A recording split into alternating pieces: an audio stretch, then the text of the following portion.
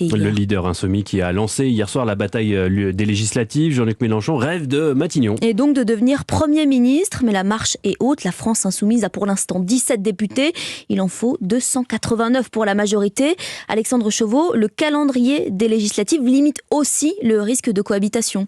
Oui, car lorsque les Français ont adopté en 2000 le quinquennat par référendum, c'était précisément pour aligner le mandat du président sur celui des députés.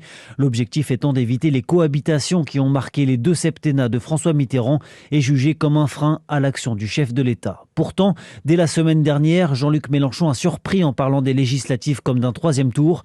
Le leader insoumis a demandé à ses électeurs de l'élire Premier ministre, manière d'enjamber le second tour de la présidentielle et surtout de sensibiliser son électorat à l'enjeu des élections du mois de juin prochain. Jean-Luc Mélenchon parie notamment sur l'absence d'état de grâce pour Emmanuel Macron et sur le délai particulièrement long entre les 2 scrutins cette année, 2 mois, ce qui pourrait jouer en défaveur du chef de l'État. Le leader insoumis espère donc capitaliser sur ses 7,7 millions de voix au premier tour, même si une défaite avec un bon score à la présidentielle se traduit rarement par un nombre élevé de députés. Mais Jean-Luc Mélenchon veut croire en ses chances, pour le moment infimes, et travaille à l'union de la gauche. Des accords de parti pourraient ainsi intervenir à échelle locale avant la fin de la semaine. Alexandre Chauveau du service politique de